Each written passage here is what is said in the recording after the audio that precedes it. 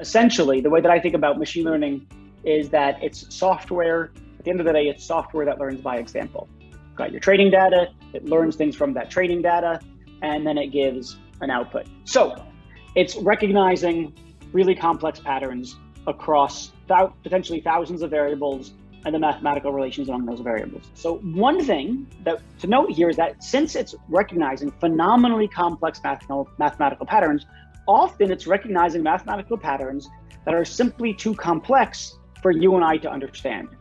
And that's how we get the problem of unexplainable or black box AI. This is Pathfinder, about the size of a microwave to give you a sense, and it had these solar panels on top. It had some cameras on the front, very clever camera system. What you see on the back here is an instrument called an APXS, which is gives you the amount of elements. So, lithium and carbon or whatever in the soil below it. It just lays that instrument down, and it's kind of a single degree of freedom, a single motion kind of thing. You just simply push it down, and it hits it and levels out. And it comes back. So many clever designs in this rover. In fact, it's cleverer in some ways than later generations rovers. So a lot of us will agree with me that AI has a lot to offer.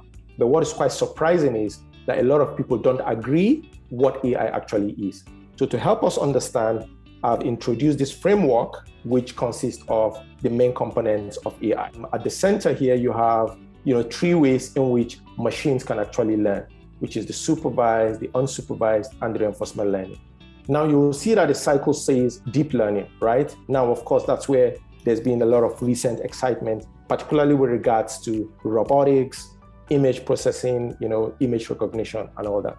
So deep learning can be combined with both supervised, unsupervised, and machine learning.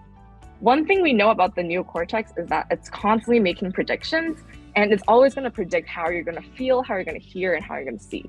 I can say oh, my finger is currently here, but then if I move up and I touch the lip of the cup, I'll know how it feels. I don't even have to touch it. I don't have to look at it. I can already predict how it'll feel. So this tells us that the brain is making some sort of reference frame that is attached to this cup. And if we understand how the neocortex works, or even a single cortical column, we'll know how to build intelligent machines that can act, think, and plan like humans.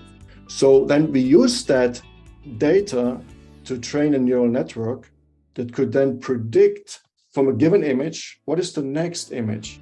So it would use the previous frame in combination with the wheel velocity of the robot, of the left side and the right side. And it would learn how the pixels change in the image. So now, with the help of this learning, the robot acquired the capability to make predictions about the future. What will happen if I choose a certain movement? And here you see the result of this mental simulation of the robot as it finds a way out of these obstacles. So essentially, she's trying to move the arm to one location, open the gripper, then move to a different location, close the gripper, and then release the gripper.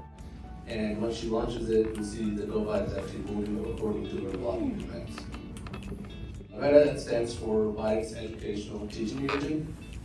This is an exciting new development in evolution of SuperTech's FT's mission to provide not just education for all, but also to democratize the tools that can help other educators. So RETA lets us do exactly what you saw. It lets us control a robot, like the robot here, from anywhere in the world.